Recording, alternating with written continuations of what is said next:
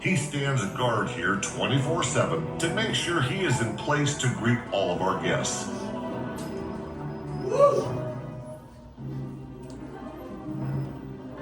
As you continue looking right, say hello to Dora the Explorer in the Soapbox Derby car. Today she is being co-piloted by Alf. On the left, we have a replica of a Conestoga wagon, along with Cowboy Bob. Real Conestoga wagons that traveled across this great country were actually 18 feet long and 11 feet high and could carry up to 12,000 pounds of cargo.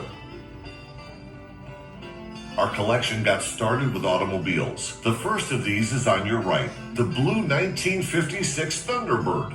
This is a beautiful sports car equipped with a hardtop convertible. These models were made for 3 years between 1955 to 1957 and designed to compete with the Chevrolet Corvette. For a family car, look no further than the next car on the right, and you will find a 1958 Studebaker station wagon. The price of this automobile when it first arrived in the showroom was $1,776. We have around 70 classic vehicles here in the museum, some of which you get to see on foot and some from the tram.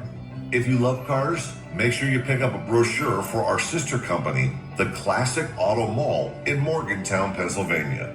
They have a huge selection of vintage automobiles for sale. If you would shift your focus to the left, we have 3 circus wagons filled with delightful automatons. In the late 1890s, electricity was coming to our big cities. At the same time, mass production of plate glass was developed. Therefore, storefronts opened up with large display areas and the art of window dressing began. At that time, most people did not have electricity in their homes, and the public was captivated by the moving displays of electric lights in the store windows. Just like the mechanical music you will hear today, these displays were early forms of marketing. You went where the beautiful music and interesting moving objects were located, and the businesses hoped that you would come inside and spend your hard-earned dollars. The automatons we have on display in these circus wagons are just the tip of the iceberg. We have many more to show you later in the tour. Continuing to look left, you will see our tableau of dogs playing poker. If you lived through the 1960s, chances are you remember dogs playing poker and pool as artwork that hung on many family room walls. These anthropomorphic animals first appeared on calendars that advertised tobacco products and have become iconic in our American culture, and they are still being reproduced today.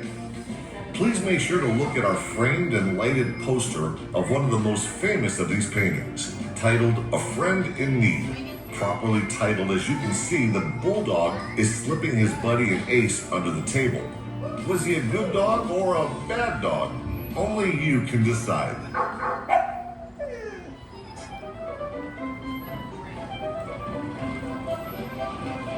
Moving along, we have an assortment of vintage amusement park items on your left, starting with the blue Lugsy Brother auto scooters that are known as bumper cars. They are from the 1940s. Behind them are Dodge 'em bumper cars that represent the 1950s. Following them, there is a 1930 roller coaster carriage made by the Philadelphia Toboggan Company. This carriage is wooden and was made at a time before there were safety regulations. No seat belts or lap bars on this ride. You just held on and prayed when you went speeding down the hills of the roller coaster.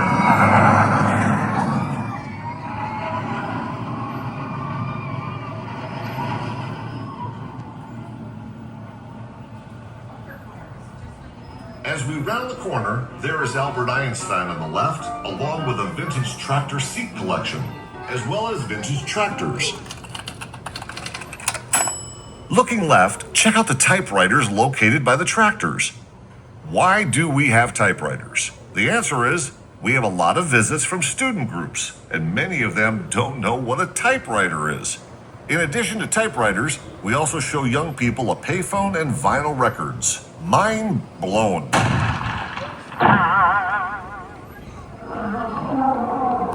As we travel along, looking right, we have lions and tigers and bears.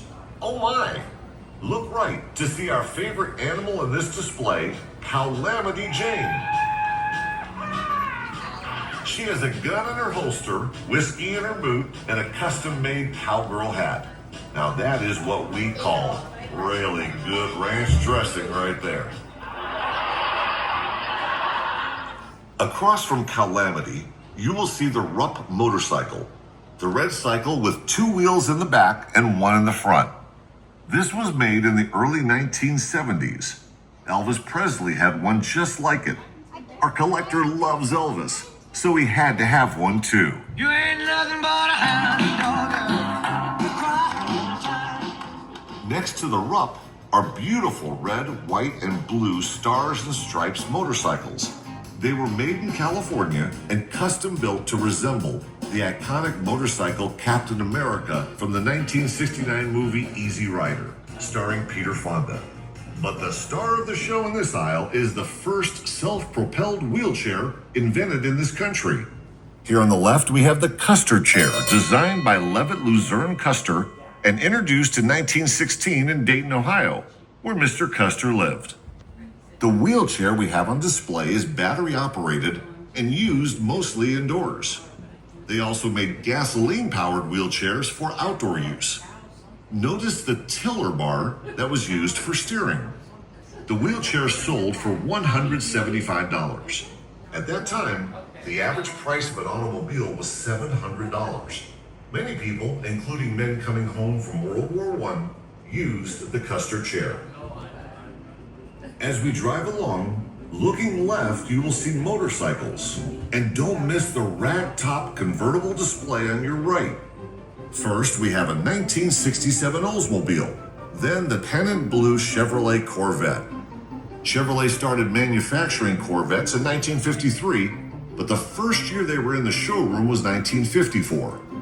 Our gorgeous 54 Vet is all original under the hood. After the Corvette, we have a 1960 black Cadillac with red leather interior. Notice the dual headlights on that beautiful automobile. 1960 was the first year that dual headlights were legal in every state. This car also has the big tail fin styling in the rear of the automobile. If you were driving that Cadillac in the early 60s, you were riding in style. Around the corner and on the right side of the tram, we have a really big shoe. Some people ask why. We ask, why not? This shoe is actually from a now defunct cable channel called Wedding Central. And since we love all things oversized, we were happy to add it to our collection. After the shoe is the gigantic Ronald McDonald in his blue jumpsuit, followed by a bicycle built for 7. This red bike is called a Kobe, which is short for Conference Bike. Designed in San Francisco, there are 300 of these bikes in 18 different countries around the world. You will see all kinds of bicycles here at the American Treasure Tour, including the early penny farthing and many models sold in this country from the 1950s and onward.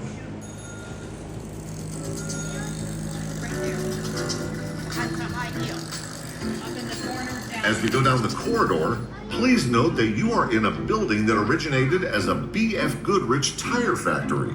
In the 1970s, they were producing 12,000 tires a day here. After being in business over 50 years, the tire factory closed in the mid-1980s. Rather than demolishing this huge building, which is 1,200,000 square feet, the new owner repurposed it, and today it houses many businesses, including our sister company, Arnold's Family Fun Center. Check out Arnold's Fun Center for the biggest and best go-karting, arcade, and bowling east of the Mississippi.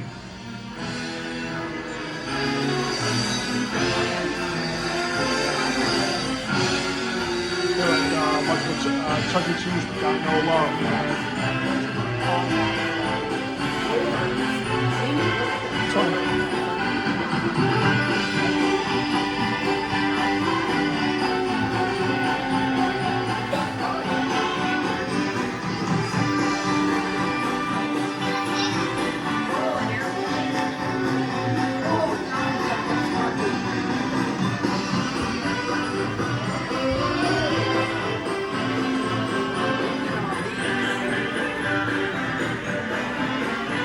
Toward the end of this hallway, on the right, you will find the glitzy, sequined mummer costumes. The mummers are a Philadelphia tradition, and their first official parade was on New Year's Day in 1901. The history of the mummers is as colorful as their costumes and began as rivalries between Philadelphia neighborhoods.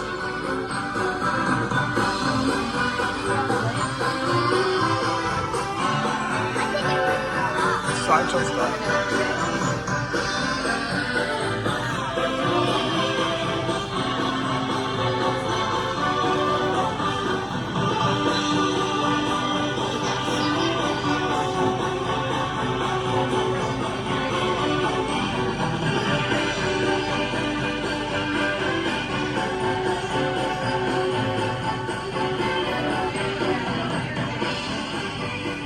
As we enter the next room in our journey, you will find that just like in our music room, we have miniatures here. On your left, the first display shows a miniature circus from the early days when the circus came to town on the train. The canvas tents were set up in a field, and the three-ring circus and sideshow became the town entertainment for a few special weeks.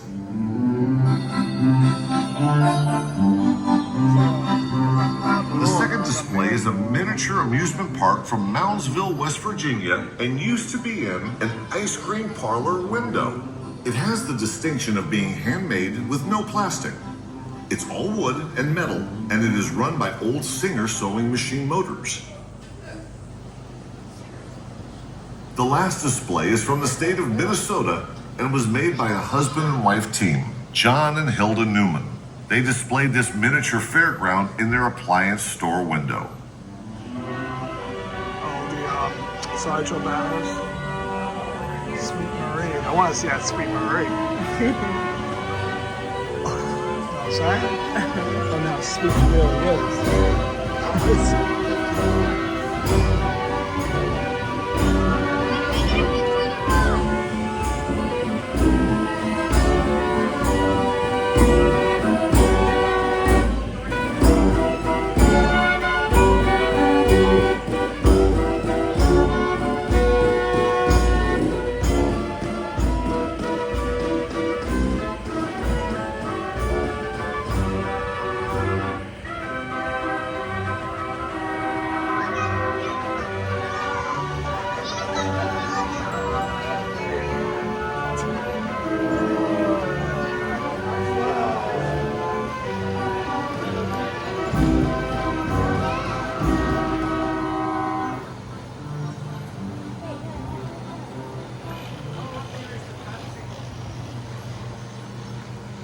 That machine we just heard was a Wurlitzer Model 153, and it is just the first of many band organs we are going to hear on our tour today. We are about to enter a room full of them.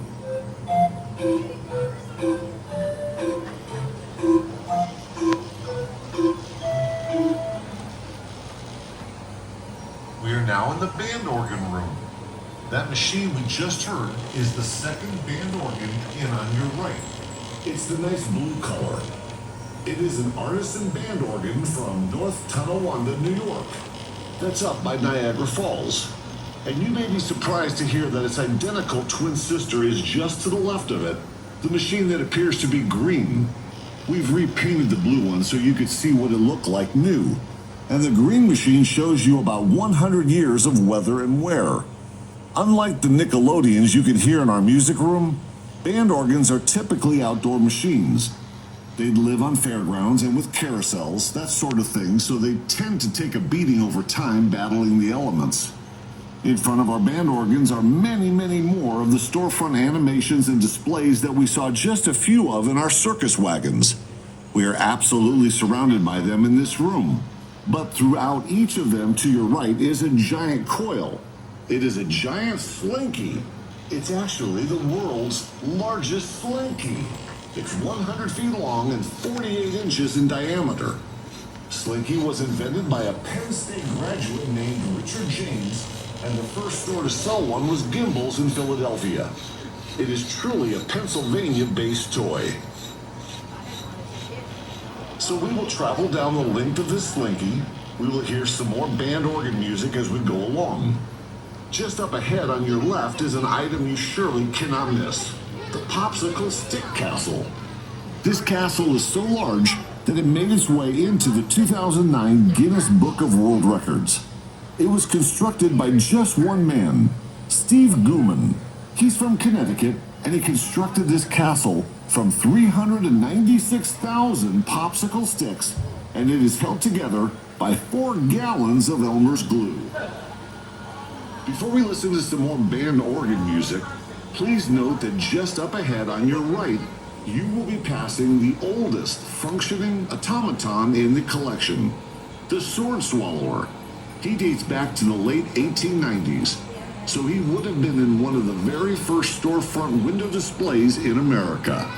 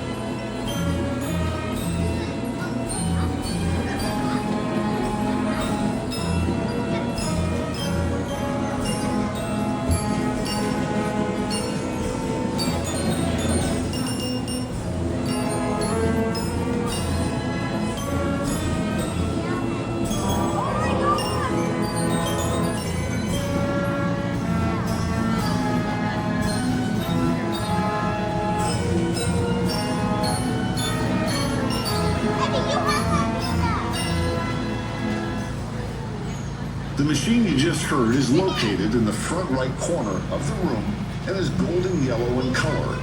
It is the Wurlitzer Model 165. It was the last band organ the Wurlitzer Company ever made. It was shipped to Griffith Park in Los Angeles, California in 1939, where it accompanied a carousel for many years. There are only 11 of these machines left in the world, and we have 3 of them here at the American Treasure Tour Museum. You will hear the other 2 play later in your tram ride.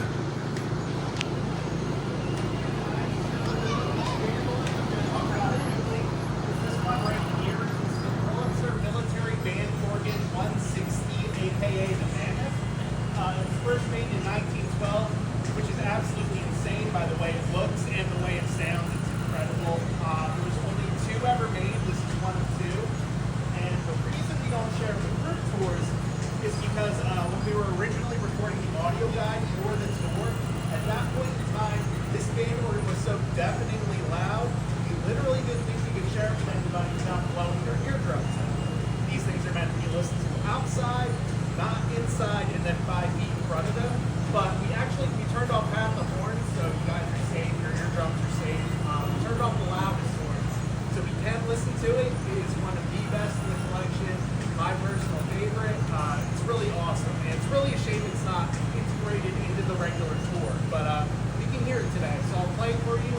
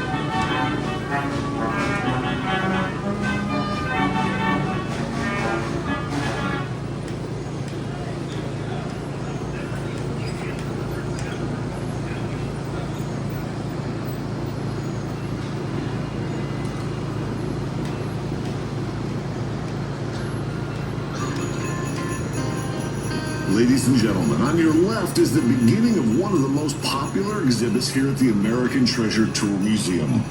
Lit Brothers Department Store's enchanted Colonial Village Christmas display. You will see 9 of the original buildings that were originally on display at Lit Brothers 1960s and could be seen every Christmas season until Lit Brothers closed their doors in 1977.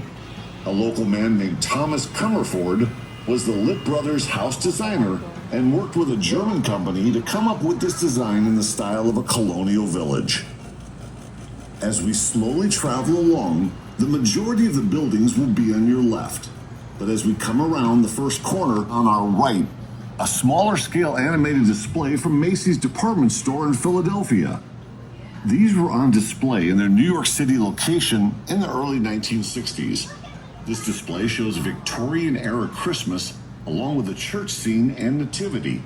After they were seen in Macy's, they were sold to Hershey Park and were a part of their Candy Cane Lane Christmas display.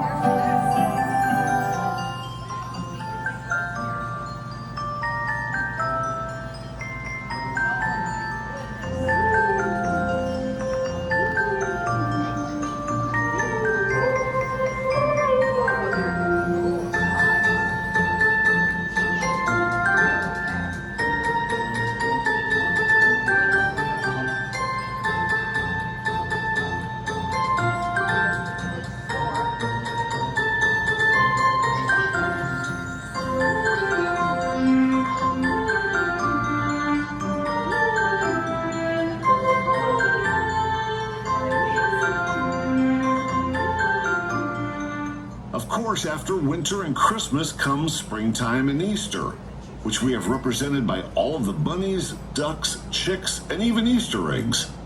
Don't miss the giant peeps included in this display. Peeps are made not too far away in Bethlehem, Pennsylvania.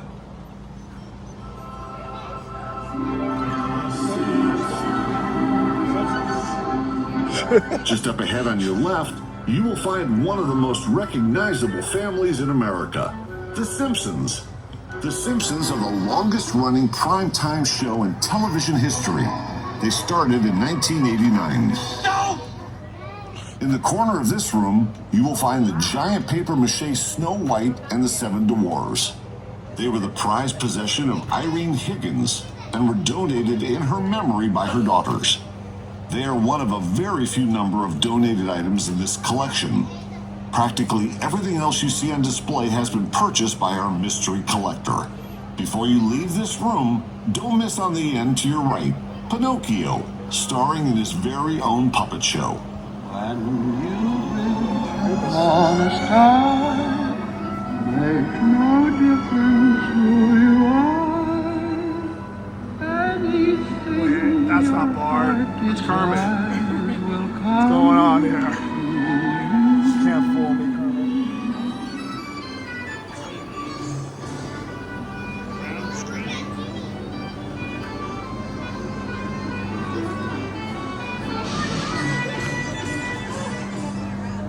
Take a look to your right and see dozens of hand-painted sideshow banners. They are exact replicas painted by Lancaster County artist Joan Fay. They are exact replicas except for their size. When we commissioned her to paint them for the museum, we asked her to shrink them down. We wanted to fit many acts on each wall. Originally, they would have been so large they could have filled a whole wall on their own. They were early forms of marketing and were meant to attract people from a distance. Ms. Fay also painted cartoon characters and clowns. So sit back, relax, enjoy the artwork, the miniatures on your left, and some more music.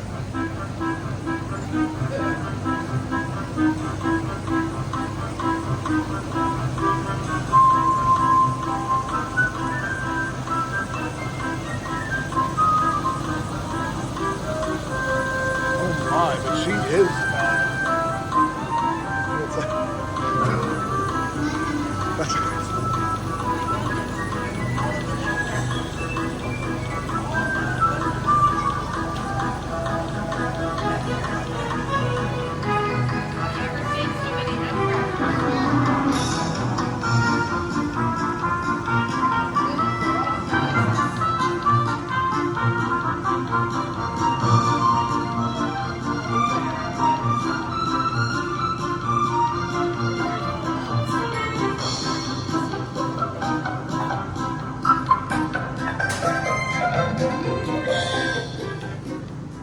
Everywhere you go in the toy box, you will find airplanes hanging over your head.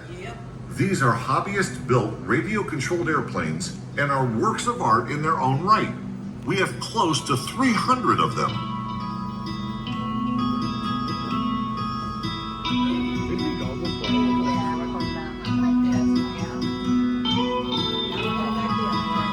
Got the mummies.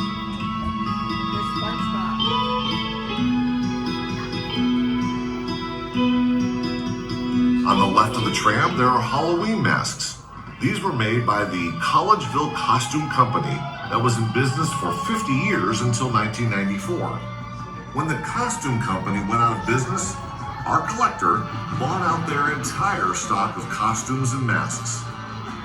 Collegeville is one exit west of us on Route 422.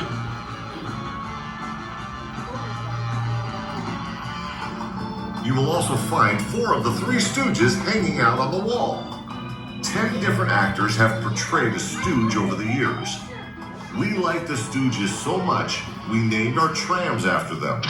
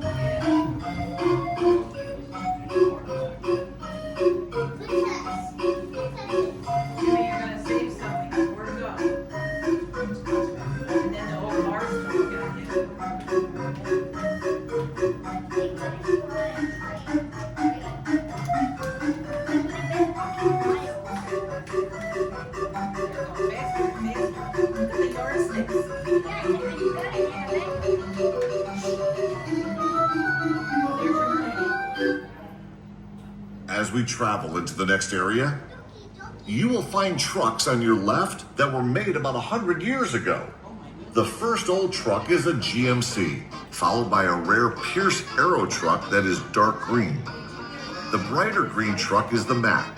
After the Mack is the Nash Quad, and across from the trucks is the unlikely trio of Teddy Kennedy, Britney Spears, and Donald Trump. What? We had no idea what these 3 had in common until we found out they were each on separate Mardi Gras floats in New Orleans. The Nash Quad deserves a second look. It is a World War I era truck. It has a wooden body. 40,000 of them were made and most were shipped overseas. This truck is the 35th documented Nash Quad known to exist. Nash was the company that manufactured it and is called a quad because it had 4-wheel drive, 4-wheel steering, 4-wheel brakes, and 4-speed transmission. On your left is none other than Charles Entertainment Cheese, also known as Chuck E. Cheese, with his pizza-loving friends Mr. Munch and Helen Henny. Standing behind are the Warblets. Chuck E. Cheese has been serving pizza and fun since 1977. Well, hello everybody, and welcome to our show. Well, gang, let's spoke with all the good people who are out there working for a living. How about something for my never, and something pass on by. I'll be working here forever, at least until I die. Darn if you do, and darn if you don't. I'm from the generation, you know that well I'm on. I'll be working for a living, working. Working for a living, working.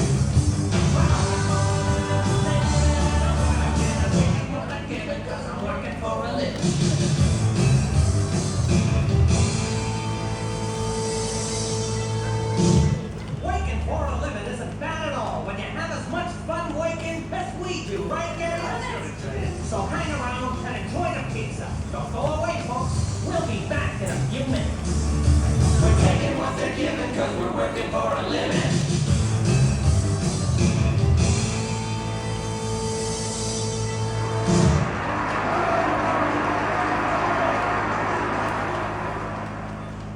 Moving along, the world's largest Gumby, stretching 20 feet high. On the front wall is the Drowsy Chaperone sign. This is a sign that hung on Broadway in New York City. In front of that beautiful Broadway sign is the best of our music. The machine in the middle is the only Wurlitzer model, number 175, ever made. It started its life playing for a carousel in Denver, Colorado. When it was purchased to bring here, it was in very bad condition, having been stored and unplayed for many years. It took a year of restoration work to bring it back to life. There are so many moving parts to these machines that all have to work together to produce a beautiful sound. The fact that they are still playing is a testament to the design, engineering, and construction that went into these splendid music makers. As you listen, keep in mind that the designers of these machines wanted them not only to play beautiful music, but to be beautiful to look at as well.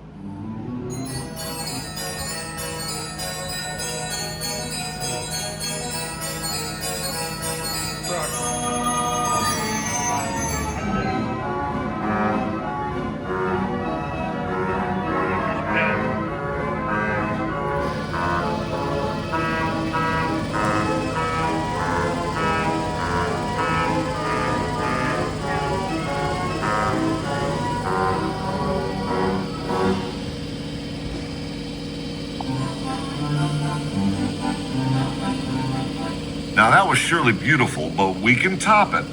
We have two band organs that we will play for you. Like the golden yellow colored machine that you heard earlier, these are our other two Wurlitzer Model 165s.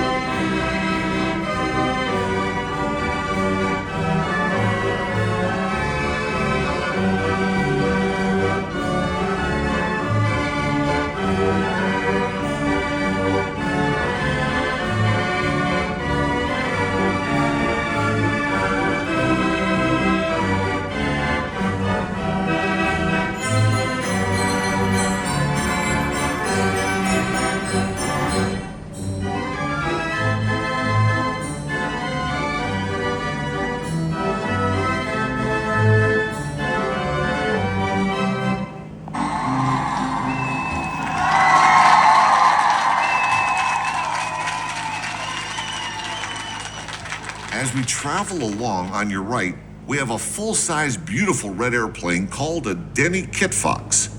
It is an amateur-built airplane and the wings fold up so you can build it in your garage, and that is also how you transport it to the airport.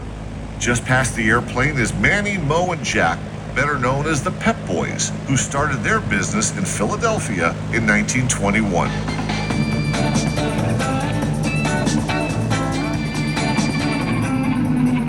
the Pep Boys? Check out the beautiful Dodge 440 Coronet from 1968. This car represents the muscle car era, and it is a smooth and a fast ride.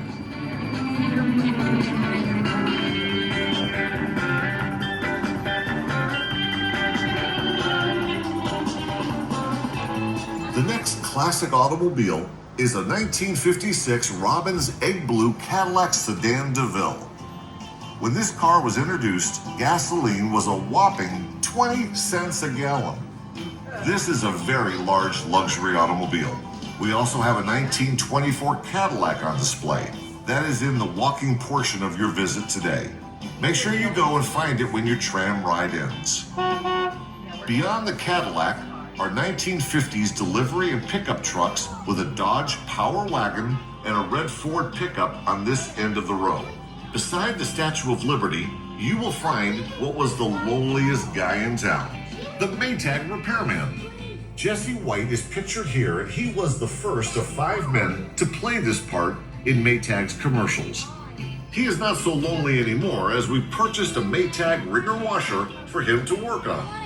Before we make this last turn, it would be a good time to tell you that we do group, corporate, and student tours, as well as birthday parties and scavenger hunts here at the American Treasure Tour.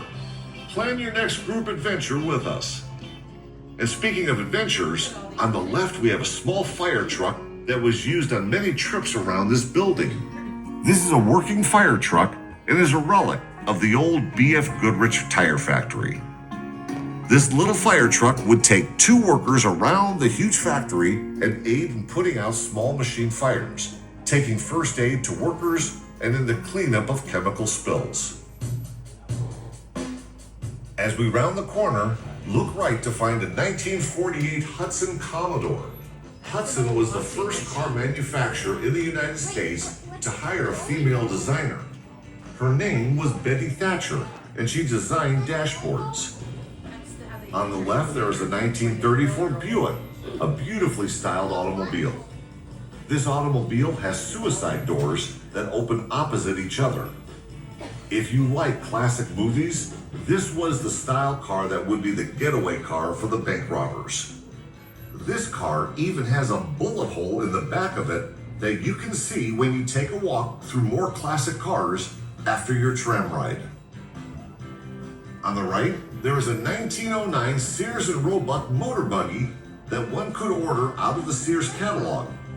This is the car that looks like a carriage. It was $395 when it was new and features a tiller bar rather than a steering wheel. The wooden wheels are attired with hard rubber. That is where the word tire comes from. Sears advertised it was so easy to drive even a child could do it. Next to the Sears auto buggy is the 1949 Ford. Observe how fast the automotive industry advanced in 40 years from the Sears car to this Ford, nicknamed the shoebox. After World War II ended, Ford was the only automotive company to immediately come out with a new model, and this car was it. People loved the shoebox and bought it by the thousands. The last 2 cars on the right are the Crossleys. They were very small cars in an era when most Americans were looking for large automobiles. Crosley didn't make his fortune in automobiles, but was famous for his radios. He sold thousands of radios that, along with other brands, helped put all the band organs and Nickelodeons out of business.